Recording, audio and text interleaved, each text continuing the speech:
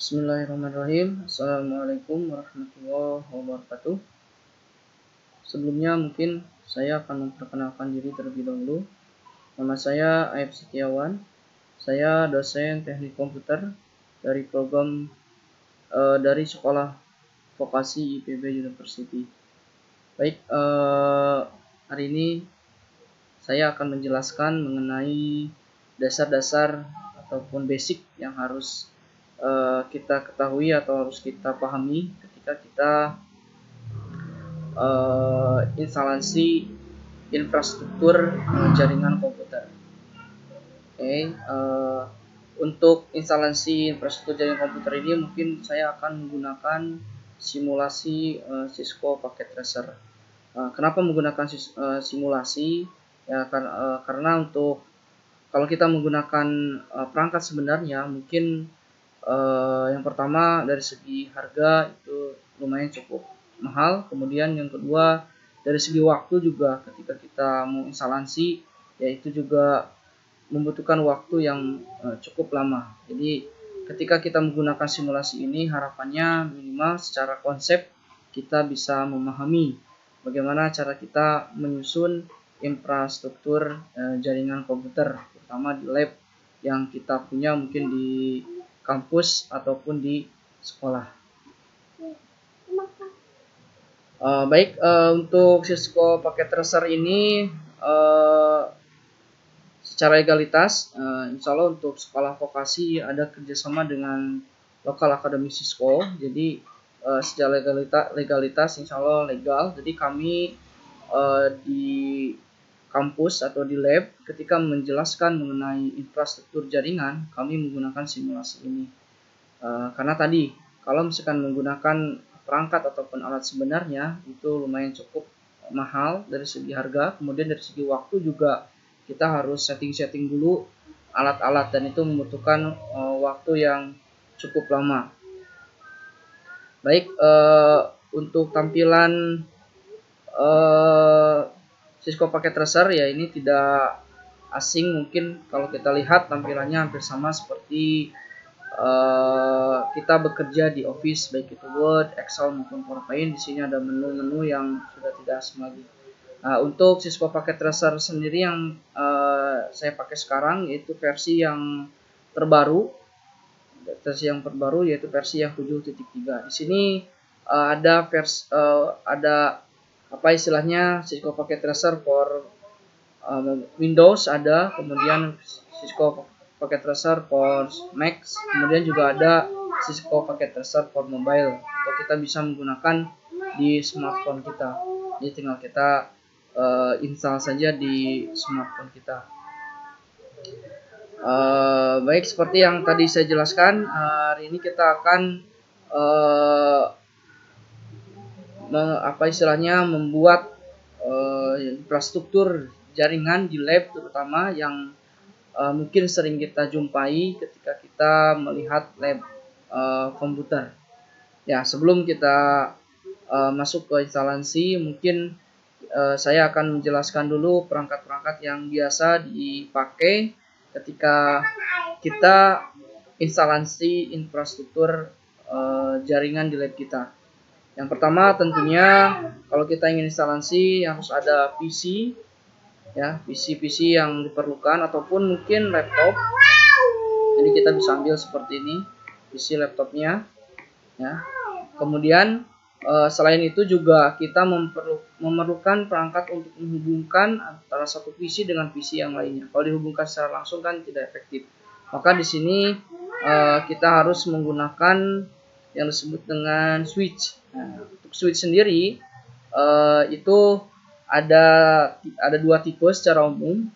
Jadi ada switch yang manageable dan switch yang unmanageable. Kalau switch yang manageable di sini kita bisa memanage switch tersebut sesuai dengan keperluan kita, terutama untuk masalah VLAN. Mungkin nanti untuk materi VLAN akan dijelaskan, insya Allah mudah-mudahan ada waktu tertentu. Tapi untuk sekarang ya kita pakai switch yang secara umum saja. Itu yang kedua, yaitu switch yang unmanageable. Jadi switch unmanageable ini switch yang berfungsi ya untuk menyambungkan saja. Jadi hanya untuk mengkoneksikan saja. Baik, sekarang mungkin kita akan pakai yang switch 2960. Ya, untuk konfigurasinya bagaimana? Apakah untuk Cisco dengan perangkat device yang lainnya sama atau berbeda? Ya, tentunya berbeda untuk konfigurasinya. Tapi secara pemahaman, secara konsep itu sama. Mau perangkat Cisco ataupun mungkin ketika kita bekerja di perangkat-perangkat yang lain. Prinsipnya sama, konsepnya sama. Cuma untuk masalah konfigurasi, masalah teknis konfigurasi, itu kemungkinan akan berbeda. Baik, kita mungkin pakai satu buah switch. Kita lihat dulu switch yang kita pakai, tipenya 2960. Dan ini menunya ada secara fisikal. Fisikal ini kelihatan secara fisiknya, ya. Jadi perangkat yang sebenarnya secara fisiknya seperti ini. Nah, kalau kita lihat di sini ada 24 port, ya, 24 port yang pas Ethernet. Kemudian di sini ada 2 port yang Giga Ethernet. Oke. Ya, kalau switch di sini tidak ada apa istilahnya, tidak ada power atau switch, ya, tidak ada switch untuk matikan. Nah, ini tampilan seperti ini untuk switch Cisco. Nah, kalau masalah harganya silahkan mungkin Anda bisa searching sendiri di internet. Saya tidak akan apa istilahnya memberitahu harga di sini, ya, supaya kalau Anda berminat mungkin nanti di perusahaan ataupun di kampus ataupun sekolah menggunakan perangkat Cisco, ya silakan bisa cari sendiri harganya mungkin di internet. Kemudian yang kedua ini config, ya, ini config kalau di ini hanya ada di simulasi saja, tapi kalau di yang sebenarnya tidak ada config seperti ini. Ini hanya untuk mempermudah kita ketika kita konfigurasi apa istilahnya interface. Yang ketiga CLI, ya inilah tampilan yang bisa kita config, ya. Di perangkat sebenarnya dengan simulasi ini sama tampilannya seperti ini, ya. Jadi tampilan awalnya seperti ini switch. Kemudian mungkin yang ketiga yang sering kita pakai perangkat di jaringan itu router, ya.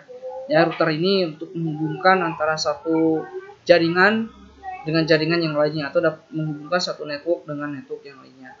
Oke, misalkan kita pakai ini banyak jenis-jenisnya untuk router, tapi yang biasa kalau saya ketika saya menjelaskan di lab, saya biasanya memakai tipe yang 1941 seperti ini, ya. Tipenya 1941. Kami juga di lab alhamdulillah ini punya yang tipe 1941. Kemudian juga switch juga yang punya 2960. Jadi mahasiswa kami ketika ingin misalkan mencoba perangkat yang sebenarnya, insya Allah kami kasih akses. Jadi tinggal apa istilahnya mungkin mengalokasikan waktu saja. Nah, mungkin nanti kami akan siapkan perangkat yang sebenarnya ketika mahasiswa ingin akses perangkat sebenarnya. Tapi untuk pembelajaran kami di lab supaya efektif dan efisien, ya kami menggunakan simulasi Cisco paket resep. Baik, sekarang kita lihat untuk router tampilan seperti apa. Ini tampilan router, ya. Di sini ada pertanyaan, apakah ingin konfigurasi secara otomatis atau manual. Kita ingin konfigurasi secara manual, maka kita jawab no. Ya, ini tampilannya sama seperti tadi. Kalau switch, ya tulisnya switch, kalau router tulisnya router. Nah, ini untuk tampilannya secara fisikal. Kita lihat. Nah, ini kalau bedanya switch dengan router, di sini kalau switch itu ada kabel powernya, jadi kita bisa matikan atau kita bisa hidupkan. Nah, ini secara default interface-nya yang tersedia kalau di router itu hanya ini ada Giga 01 sama Giga 00, jadi ada dua interface, ya. Kemudian ini untuk kabel telepon, ya. Kemudian ini untuk konsol, ini untuk konfigurasi. Jadi kalau kita mengkonfigurasi perangkat switch maupun router di perangkat sebenarnya, yaitu harus lewat kabel konsol ini, ya. Tapi kalau di simulasi ya nggak perlu, langsung aja diklik. Tapi kalau yang sebenarnya ya harus lewat kabel konsol ini. Baik, untuk secara default untuk router Cisco yang 1941 ini ada modul yang belum lengkap, ya. Jadi kita harus apa istilahnya, ya kita harus kasih tambahan, ya. Caranya ini karena kalau kita hidupkan router dalam keadaan hidup, nah ini perangkatnya nggak akan bisa. Sama juga sebenarnya, ya.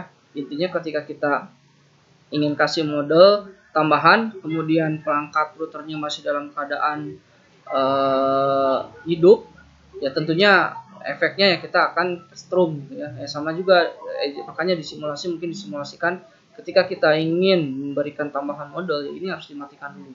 Ya, ini mengajarkan kita sebenarnya ya, ketika kita bekerja di perangkat sebenarnya. Jadi harus dimatikan dulu si routernya, baru kita kasih tambahan. Ya, biasanya menggunakan yang ini, HWX 2T. Tinggal kita drag saja.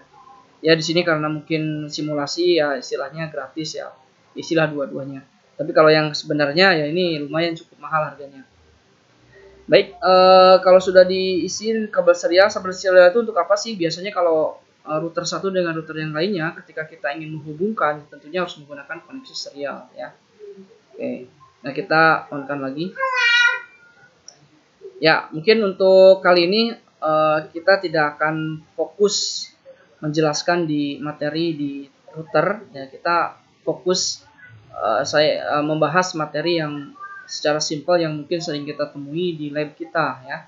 Tadi kan saya bilang di sini di awal bahwa saya buat video ini saya ingin memberikan gambaran bagaimana instalasi jaringan di lab kita minimal ketika kita punya, misalkan kita mau instalasi lab baru di sekolah ataupun kampus kita, maka yang harus kita siapkan tadi harus ada PC tentunya, kemudian juga harus ada switch. Kalau router yaitu untuk jaringan satu dengan jaringan yang lain, mungkin nanti akan dijelaskan lebih lanjut.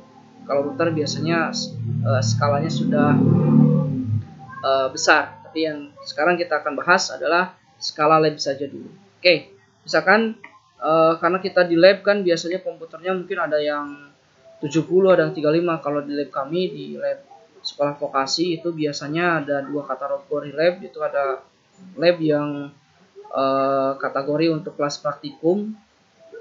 Biasanya di lab itu komputernya secara umum 35 unit, tapi kalau yang skala besar untuk kelas kuliah dan mungkin sekaligus praktikum itu biasanya pada umum secara umum 70 unit komputer. Oke, misalkan karena kita simulasi di sini ya, kita nggak usah 70 ataupun 35 ya, kita misalkan 5 komputer lah ya untuk sebagai simulasi lah. Tapi ini sama saja, apa istilahnya, ketika kita setting mungkin nanti di lab sama ya. Jadi saya menggunakan 4 buah PC kemudian 1 buah laptop ya. Nanti ini mewakili mungkin yang komputer-komputer yang lainnya ketika kita akan setting apa istilahnya jaringan di lab kita. Ya, tadi untuk tampilan 1 buah switch ini, kalau yang kita pakai sekarang switch Cisco 2960 ini ada 24 port dan mungkin 2 port untuk 3 Ethernet, berarti ada 26 port. Jadi kalau misalkan 35 PC yang akan kita pasang ya membutuhkan minimal 2 buah switch. Tapi kalau 70 ya 70 mungkin bisa 3 sampai 4 switch ya, tergantung kebutuhannya lah ya. Oke, jadi kita pakai 1 buah switch saja dulu. Yang penting sekali lagi mudah-mudahan yang mendengarkan simulasi ini secara konsep bisa memahami lah. Intinya ketika kita ingin membangun jaringan awal atau infrastruktur jaringan di lab kita, ya minimal paham apa yang harus dilakukan pertama kali. Oke, ketika sudah ada komputer, mungkin komputer tentunya sudah dengan listriknya dan sebagainya, sudah intinya sistemnya sudah jalan. Mungkin kalau pakai Windows silakan, Windows sudah ada. Kalau pakai Linuxnya sudah terinstall. Tapi yang akan kita apa istilahnya bangun sekarang adalah bagaimana satu komputer dan komputer yang lainnya bisa saling terkoneksi. Itu yang akan kita bangun. Ya, selanjutnya kita akan koneksikan antara satu komputer dengan komputer yang lain. Tentunya di sini menggunakan koneksi kabel, kita menggunakan wire. Mungkin nanti ada yang wireless, ada wire. Sebenarnya sama saja ya. Kalau wireless ya berarti tentunya harus ada perangkat wireless lagi ya, karena kalau biasanya kalau di lab sih jarang yang pakai wireless. Biasanya kalau di lab supaya koneksinya lebih cepat itu biasanya menggunakan kabel. Jadi kabel lah. Oke. Ya, di sini ada berbagai macam kabel yang bisa kita pakai, tapi tentunya kabel yang akan kita pakai hari ini ya sesuai dengan kebutuhan ya. Jadi secara umum mungkin kalau kita bekerja di lab atau di jaringan, untuk kabel itu ada kabel yang strike ya, kemudian ada kabel yang cross. Sekarang pertanyaannya bagaimana menghubungkan PC dengan switch ya.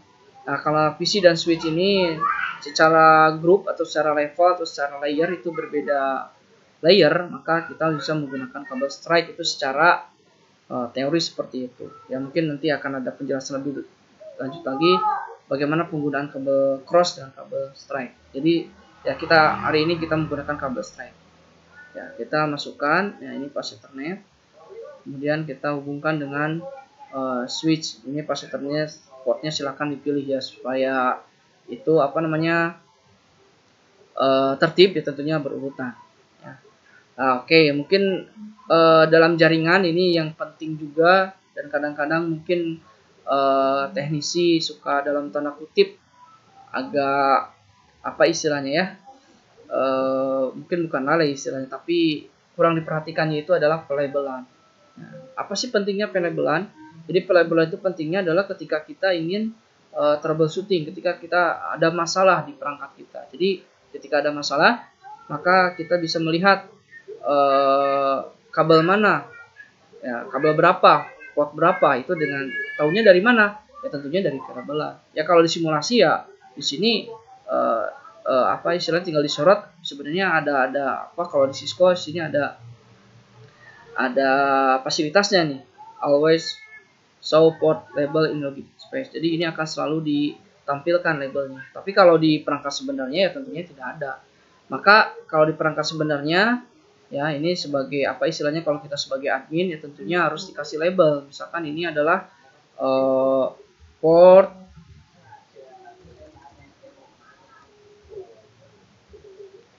mungkin kita kasih nama misalkan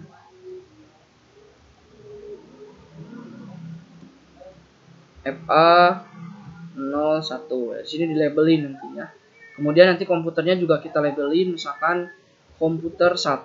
Nah, ini jadi komputer 1 itu terhubung ke port FA01. Ini secara apa istilahnya manajemen, yaitu supaya apa tertib dan supaya tadi ketika ada masalah, ketika kita melakukan troubleshooting itu kita bisa tahu atau kita bisa cepat ketika kita melakukan troubleshooting. Kemudian selanjutnya ya komputer kedua ya, kita juga pasang misalkan dengan FA02 sama ya, kita kasih label. Di sini ada label nih, kalau di apa istilah simulasi tinggal kita apa istilahnya ketik di sini port FA01 ini komputer 2 misalkan ya. Jadi mungkin pelabelan enggak saya tuliskan satu persatunya, cukup satu contoh saja ini. Tapi nanti kalau kita bekerja di jaringan, sekali lagi ini pelabelan ini cukup penting ya. Oke, selanjutnya kita hubungkan laptop juga sama ya. Kemudian juga PC yang keempat kita hubungkan. Kemudian yang terakhir adalah PC kelima kita juga hubungkan dengan switch. Ya, seperti ini. Ya, kurang lebih seperti ini. Jadi ini secara apa istilahnya? Secara koneksi ini sudah saling terkoneksi antara satu komputer dengan komputer yang lainnya. Tapi apa istilahnya? Di sini belum bisa ngasih paket, belum bisa ngasih paket antar satu PC dengan PC yang lain, belum bisa istilahnya saling berkomunikasi ya, bisa saling komunikasi. Karena kalau ingin ngirim paket dari satu PC ke PC yang lainnya, tentunya istilah kalau di jaringan itu ada yang disebut dengan protokol. Apa itu protokol? Protokol itu aturan. Ya seperti mungkin dalam kehidupan sehari-hari kita kalau ingin komunikasi ya tentunya kita harus ada bahasa yang kita pakai. Ya kalau orang Indonesia, misalkan kalau orang Jawa ingin orang Sumatera lah yang komunikasi, kan kalau pakai bahasa daerah masing-masing mungkin tidak akan connect, tapi ada bahasa yang bisa dijadikan sebagai bahasa komunikasi, tentunya menggunakan bahasa Indonesia. Ya balik lagi ke jaringan juga, kalau misalkan satu perangkat satu dengan perangkat yang lainnya, ingin saling komunikasi ya tentunya ada protokol yang dipakai. Protokol yang dipakai yang disebut dengan IP. Ya, di protokolnya sekali lagi disebut dengan IP atau kepanjangannya Internet Protocol. Ya, kalau satu komputer satu dengan komputer yang lainnya ingin komunikasi, ya kita menggunakan protokol IP ini. Ya, kalau di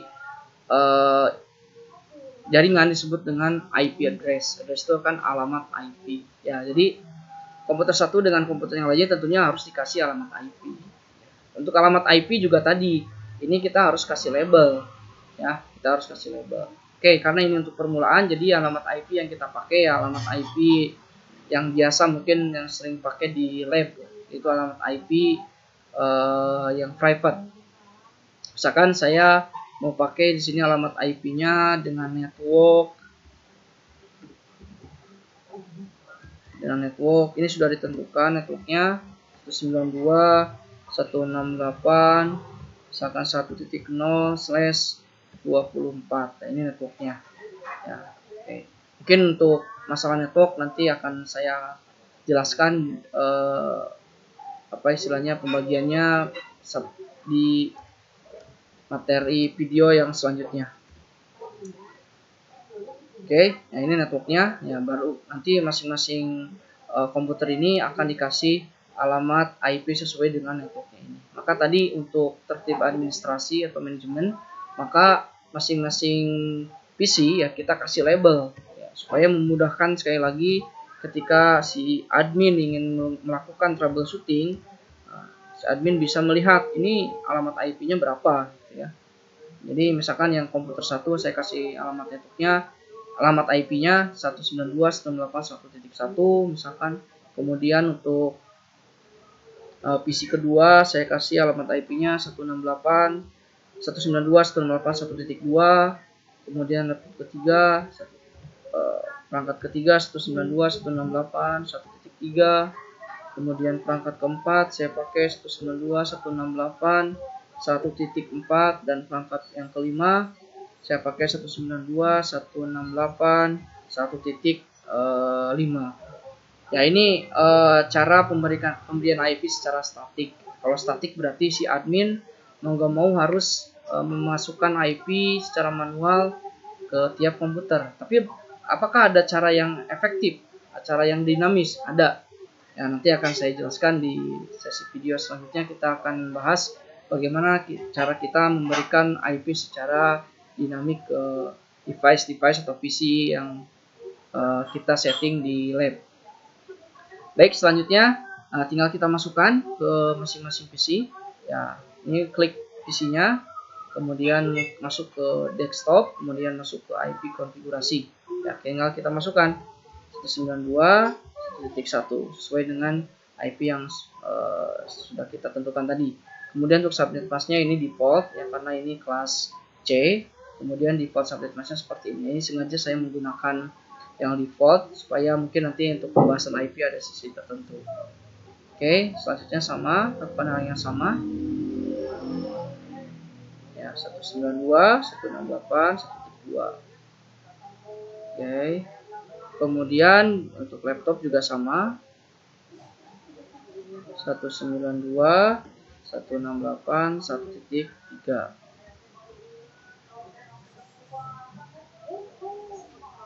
192.168.1.3. Ini hati-hati untuk pengisian IP address karena ada ketentuannya. Kalau salah tadi seperti yang tadi error ya. Oke. Kemudian yang keempat, isian keempat 192.168.1.4. Oke.